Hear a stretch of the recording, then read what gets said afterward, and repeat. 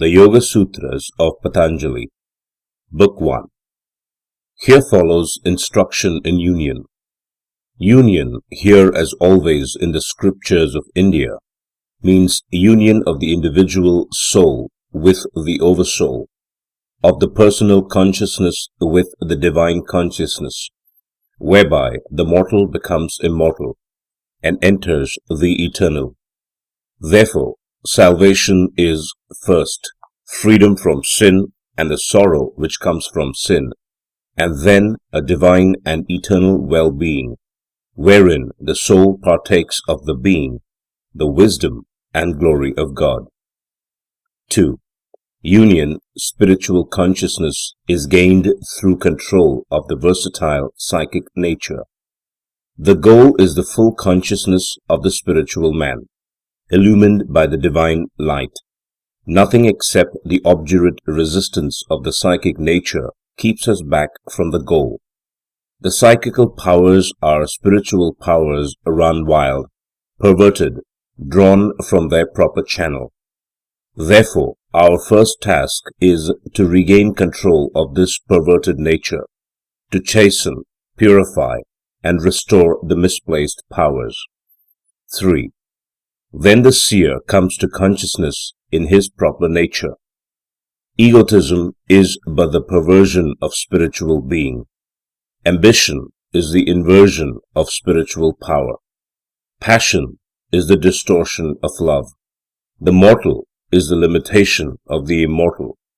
When the false images give place to true, then the spiritual man stands forth luminous as the sun when the clouds disperse. 4.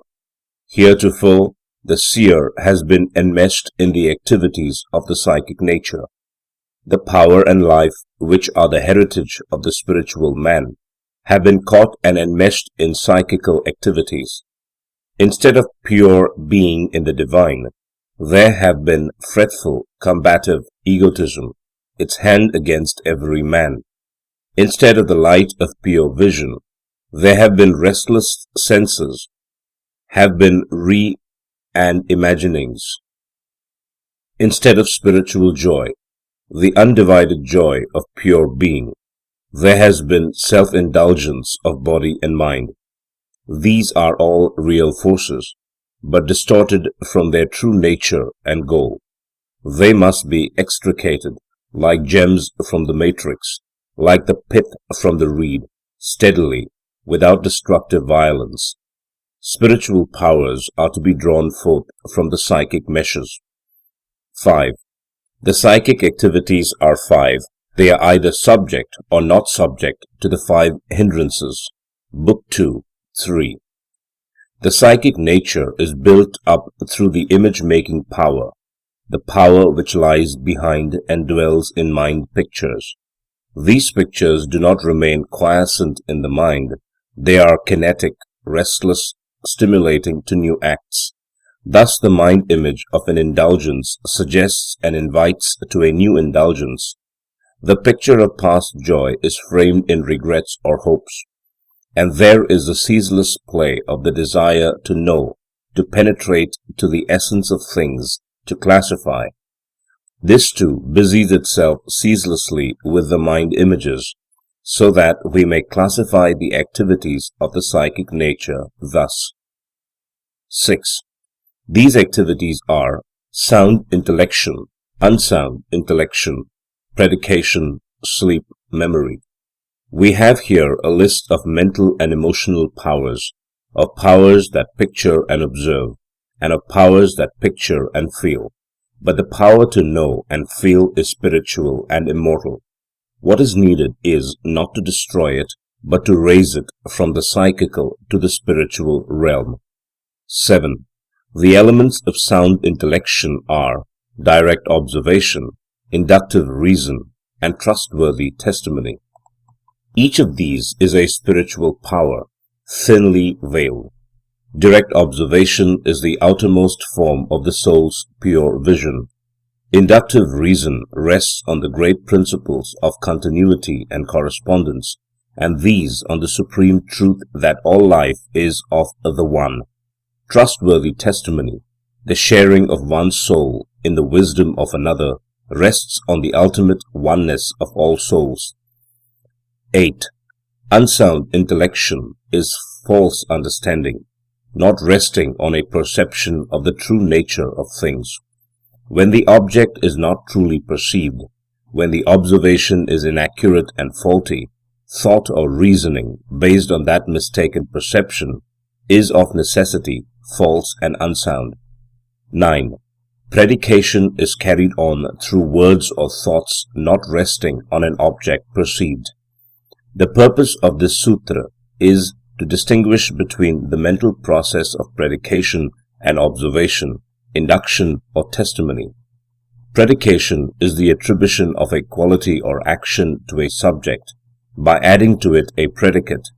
In the sentence, "The man is wise," the man is the subject, "is wise" is the predicate.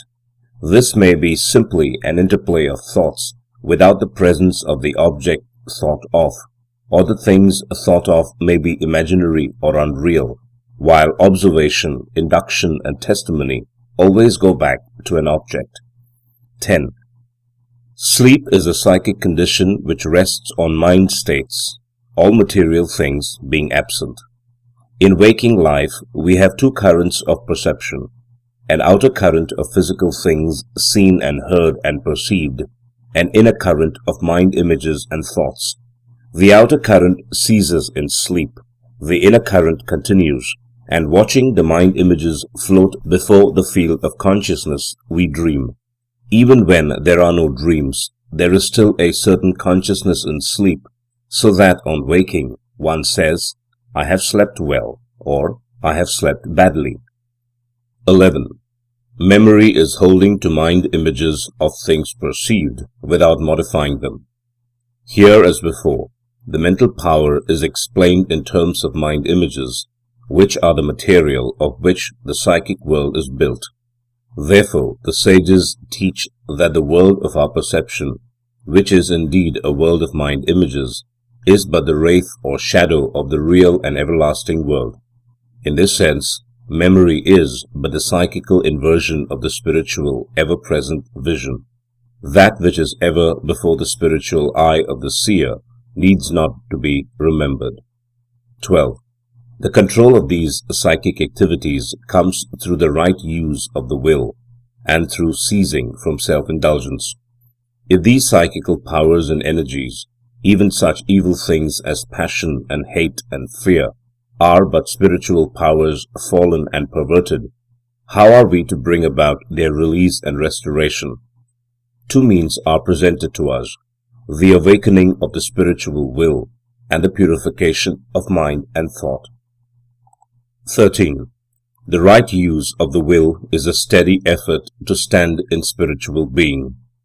We have thought of ourselves perhaps as creatures moving upon this earth, rather helpless, at the mercy of storm and hunger and our enemies. We are to think of ourselves as immortals, dwelling in the light, encompassed and sustained by spiritual powers. The steady effort to hold this thought will awaken dormant and unrealized powers, which will unveil to us the nearness of the eternal. 14. This becomes a firm resting place when followed long, persistently, with earnestness.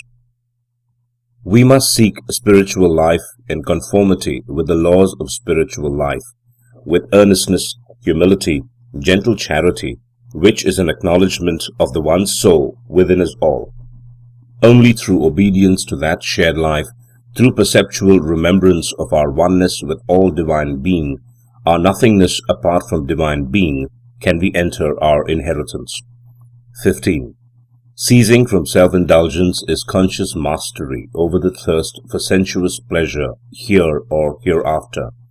Rightly understood, the desire for sensation is the desire of being, the distortion of the soul's eternal life. The lust of sensual stimulus and excitation rests on the longing to feel one's life keenly, to gain the sense of being really alive. This sense of true life comes only with the coming of the soul, and the soul comes only in silence, after self-indulgence has been courageously and loyally stilled through reverence before the coming soul. 16. The consummation of this is freedom from thirst for any mode of psychical activity through the establishment of the spiritual man. In order to gain a true understanding of this teaching, study must be supplemented by devoted practice, faith by works. The reading of the words will not avail. There must be a real effort to stand as the soul, a real ceasing from self-indulgence. With this awakening of the spiritual will and purification will come at once the growth of the spiritual man and our awakening consciousness as the spiritual man. And this, attained in even a small degree, will help us notably in our contest. To him that hath shall be given. 17. Meditation with an object follows these stages. First, exterior examining, then interior judicial action, then joy, then realization of individual being. In the practice of meditation, a beginning may be made by fixing the attention upon some external object, such as a sacred image or picture, or a part of a book of devotion. In the second stage, one passes from the outer object to an inner pondering upon its lessons. The third stage is the inspiration, the heightening of the spiritual will, which results from this pondering. The fourth stage is the realization of one's spiritual being, as enkindled by this meditation. 18. After the exercise of the will has stilled the psychic activities, meditation rests only on the fruit of former meditations. In virtue of continued practice and effort, the need of an external object on which to rest the meditation is outgrown. An interior state of spiritual consciousness is reached, which is called the cloud of things knowable. Book 4, 29. 19. Subjective consciousness arising from a natural cause is possessed by those who have laid aside their bodies and been absorbed into subjective nature. Those who have died, entered the paradise between births, are in a condition resembling meditation without an external object. But in the fullness of time, the seeds of desire in them will spring up, and they will be born again into this world. 20. For the others, there is spiritual consciousness led up to by faith, valor, right mindfulness, one-pointedness, perception. It is well to keep in mind these steps on the path to illumination: faith, valor, right mindfulness, one-pointedness, perception. Not one can be dispensed with. All must be one. First faith, and then from faith, valor. From valor, right mindfulness. From right mindfulness, a one-pointed aspiration toward the soul. From this, perception, and finally, full vision as the soul. 21. Spiritual consciousness is nearest to those of keen, intense will. The image used in the swift impetus of the torrent. The kingdom must be taken by force. Firm will come only through effort. Effort is inspired by faith. The secret is this: it is not enough to have intuitions. We must act on them. We must live them. 22. The will may be weak, or of middle strength, or intense. Therefore, there is a spiritual consciousness higher than this. For those of weak will, there is this counsel: to be faithful in obedience, to live the life, and thus to strengthen the will to more perfect obedience. The will is not ours, but God's, and we come into it only through obedience. As we enter into the Spirit of God, we are permitted to share the power of God. Higher than the three stages of the way is the goal, the end of the way. 23. Or spiritual consciousness may be gained by ardent service of the Master. If we think of our lives as tasks laid on us by the Master of life, if we look on all duties as parts of that Master's work, entrusted to us and forming our life work, then, if we obey promptly, loyally, sincerely, we shall enter by degrees into the Master's life and share the Master's power. Thus we shall be initiated into the spiritual will. 24. The master is the spiritual man, who is free from hindrances, bondage to works, and the fruition and seed of works. The soul of the master, the Lord, is of the same nature as the soul in us, but we still bear the burden of many evils. We are in bondage through our former works. We are under the dominance of sorrow. The soul of the master is free from sin and servitude and sorrow. 25.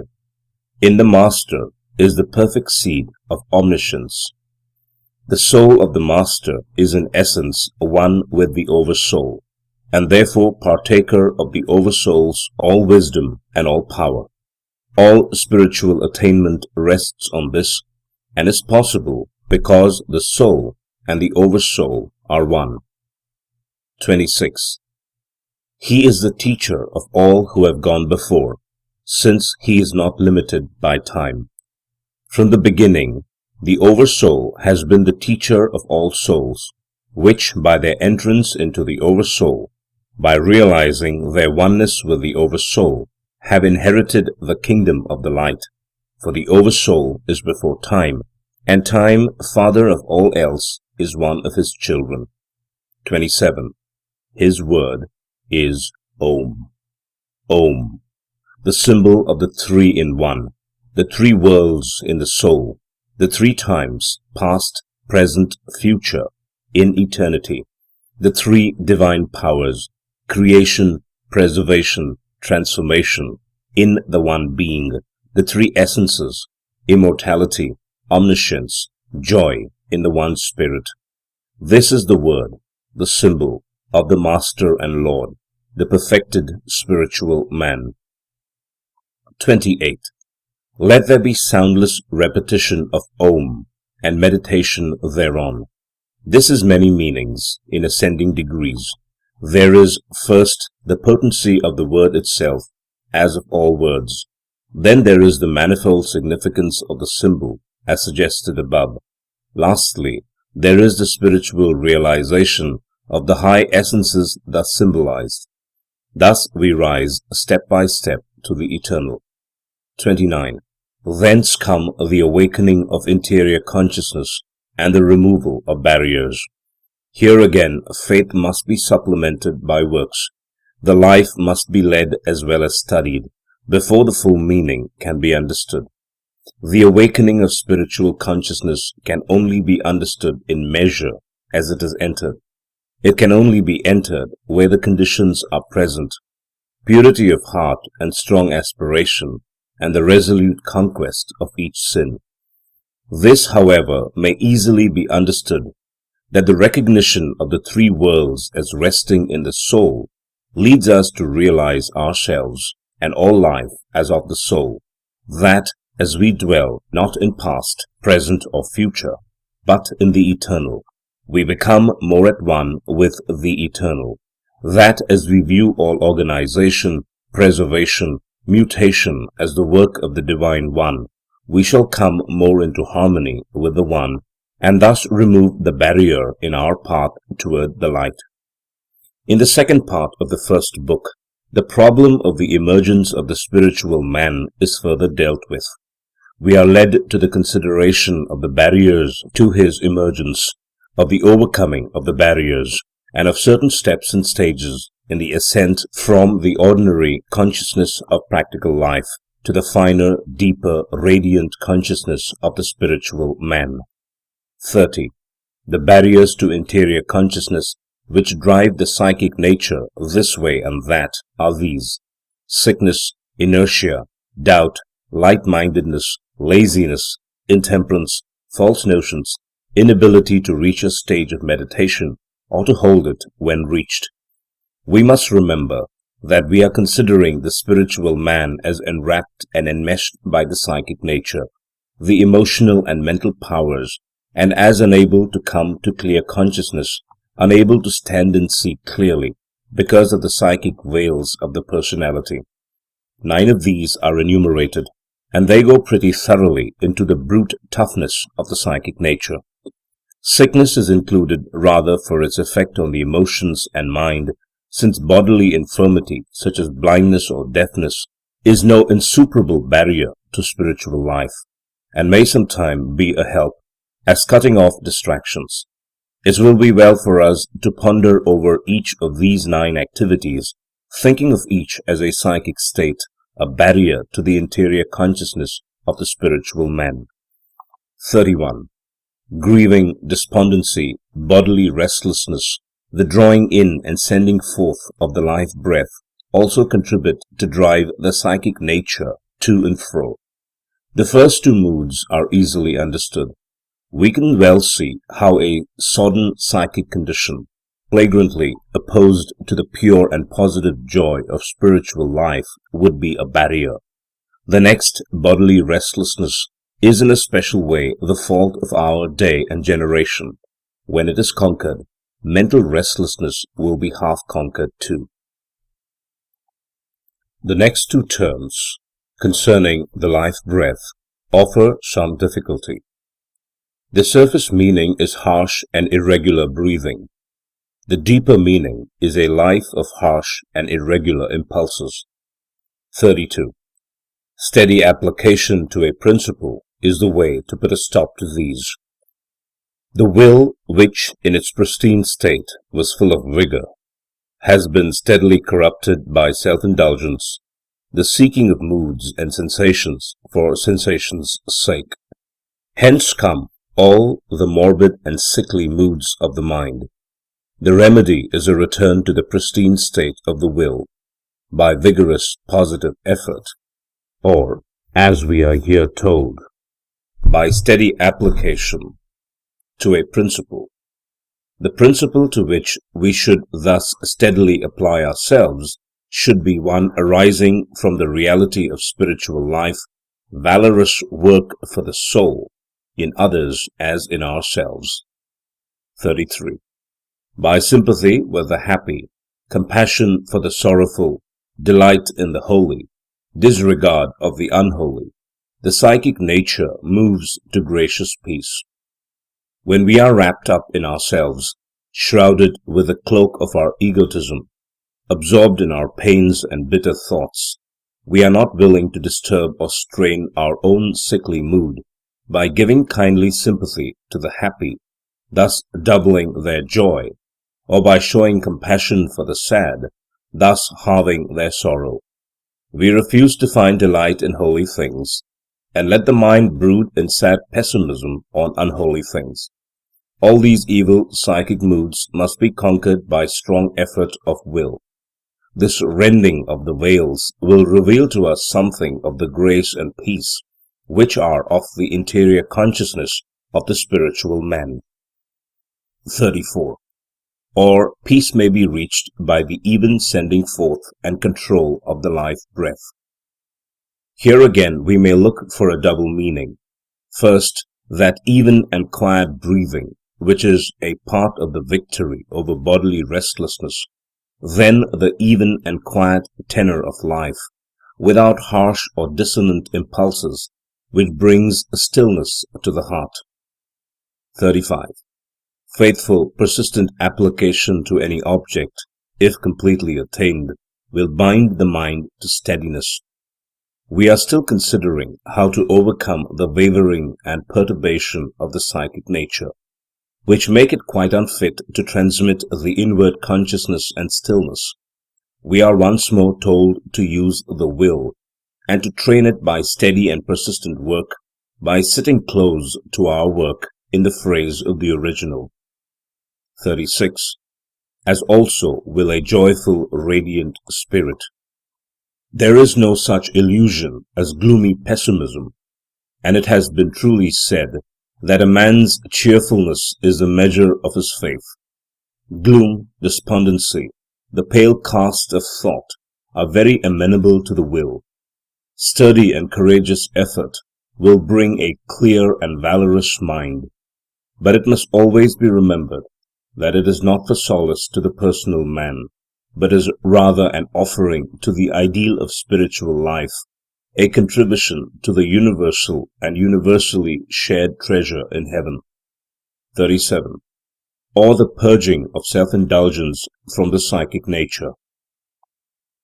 We must recognize that the fall of man is a reality, exemplified in our own persons. We have quite other sins than the animals, and far more deleterious, and they have all come through self-indulgence, with which our psychic natures are soaked through and through. As we climbed downhill for our pleasure, so we must climb up again for our purification and restoration to our former high estate. The process is painful, perhaps, yet indispensable. 38. Or a pondering on the perceptions gained in dreams and dreamless sleep. For the Eastern sages, dreams are, it is true, made up of images of waking life, reflection of what the eyes have seen and the ears heard. But dreams are something more, for the images are in a sense real, objective on their own plane, and the knowledge that there is another world, even a dream world, lightens the tyranny of material life. Much of the poetry and art is such a solace from dreamland. But there is more in dream, for it may image what is above as well as what is below, not only the children of men, but also the children by the shore of the immortal sea that brought us hither may throw their images on this magic mirror. So too of the secrets of dreamless sleep with its pure vision, in even greater degree. 39. Or meditative brooding on what is dearest to the heart. Here is a thought which our own day is beginning to grasp, that love is a form of knowledge, that we truly know anything or any person by becoming one therewith in love. Thus love has a wisdom that the mind cannot claim, and by this hearty love, this becoming one with what is beyond our personal borders, we may take a long step toward freedom. Two directions for this may be suggested: the pure love of the artist for his work, and the earnest, compassionate search into the hearts of others. 40. Thus he masters all, from the atom to the infinite. Newton was asked how he made his discoveries. By intending my mind on them, he replied. This steady pressure, this becoming one with what we seek to understand, whether it be atom or soul, is the one means to know. When we become a thing, we really know it, not otherwise. Therefore, live the life to know the doctrine, do the will of the Father, if you would know the Father. 41. When the perturbations of the psychic nature have all been stilled, then the consciousness, like a pure crystal, takes the color of what it rests on, whether that be the perceiver, perceiving, or the thing perceived. This is a fuller expression of the last sutra, and is so lucid that comment can hardly add to it.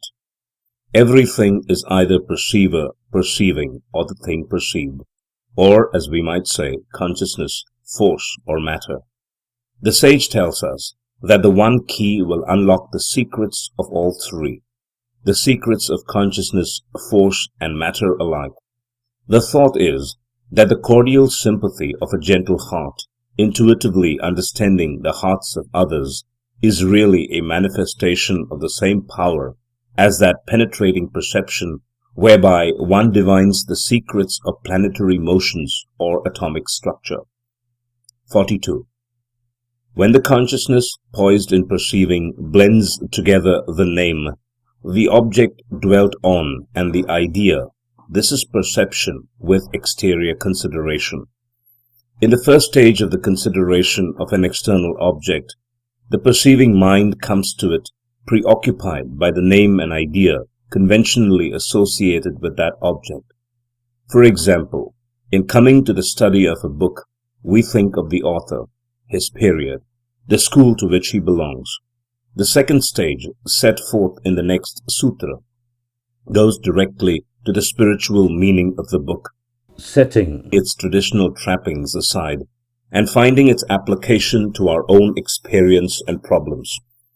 The commentator takes a very simple illustration, a cow, where one considers in the first stage the name of the cow, the animal itself, and the idea of a cow in the mind. In the second stage, one pushes these trappings aside, and, entering into the inmost being of the cow, shares its consciousness, as do some of the artists who paint cows. They get at the very life of what they study and paint. 43. When the object dwells in the mind, clear of memory pictures, uncolored by the mind, as a pure luminous idea, this is perception without exterior or consideration. We are still considered external visible objects. Such perception as is here described is of the nature of that penetrating vision whereby Newton, intending his mind in things, made his discoveries, or that whereby a really great portrait painter pierces to the soul of him whom he paints and makes that soul live on canvas. These stages of perception are described in this way, to lead the mind up to an understanding of the piercing soul vision of the spiritual man, the immortal. 44. The same two steps, when referring to things of finer substance, are said to be with or without judicial action of the mind. We now come to mental or psychical objects, to images in the mind. It is precisely by comparing, arranging, superposing these mind images that we get our general notions or concepts. This process of analysis and synthesis, whereby we select certain qualities in a group of mind images, and then range together those of like quality, is the judicial action of the mind spoken of. But when we exercise swift divination upon the mind images, as does a poet or a man of genius, then we use a power higher than the judicial, and one nearer to the keen vision of the spiritual man. 45. Subtle substance rises in ascending degrees to that pure nature which has no distinguishing mark. As we ascend from outer material things, which are permeated by separateness, and whose chief characteristic is to be separate, just as so many pebbles are separate from each other, as we ascend first to mind images which overlap and coalesce in both space and time, and then to ideas and principles, we finally come to purer essences, drawing ever nearer and nearer to unity. Or we may illustrate this principle thus. Our bodily external selves are quite distinct and separate in form, name, place, substance. Our mental selves, or finer substance, meet and part again in perceptual concussion and interchange. Our spiritual selves attain true consciousness through unity, where the partition wall between us and the highest, between us and others, is broken down, and we are all made perfect in the one. The highest riches are possessed by all pure souls only when united. Thus we arise from separation to the true individuality in unity. 46. The above are the degrees of limited and conditional spiritual consciousness, still containing the seed of separateness. In the 4 stages of perception above described, the spiritual vision is still working through the mental and psychical. The inner genius is still expressed through the outer personal man. The spiritual man has yet to come completely to consciousness as himself in his own realm, the psychical veils laid aside. 47. When pure perception without judicial action of the mind is reached, there follows the gracious peace of the inner self. We have instanced certain types of this pure perception. The poet's divination, whereby he sees the spirit within the symbol, likeness in things unlike, and beauty in all things. The pure insight of the true philosopher, whose vision rests not on the appearances of life, but on its realities, or the saint's firm perception of spiritual life and being. All these are far advanced on the way. They have drawn near to the secret dwelling of peace. 48. In that peace, perception is unfailingly true. The poet, the wise philosopher, and the saint not only reach a wide and luminous consciousness, but they gain certain knowledge of substantial reality. When we know that we know. For we have come to the stage where we know things by being them, and nothing can be more true than being.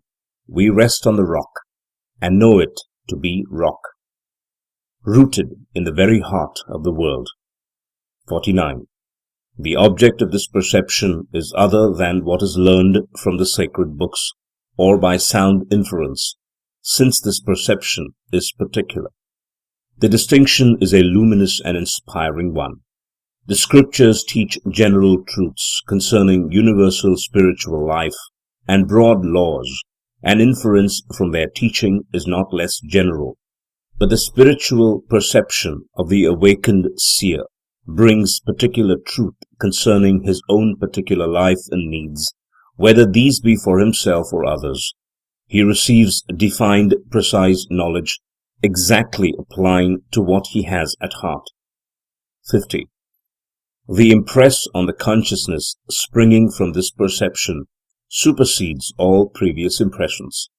Each state or field of the mind, each field of knowledge, so to speak, which is reached by mental and emotional energies, is a psychical state, just as the mind picture of a stage with the actors on it is a psychical state or field. When the pure vision, as of the poet, the philosopher, the saint, fills the whole field, all lesser views and visions are crowded out. The high consciousness displaces all lesser consciousness. Yet, in a certain sense, that which is viewed as part, even by the vision of a sage, has still an element of illusion, a thin psychical veil, however pure and luminous that veil may be. It is the last and highest psychic state. 51.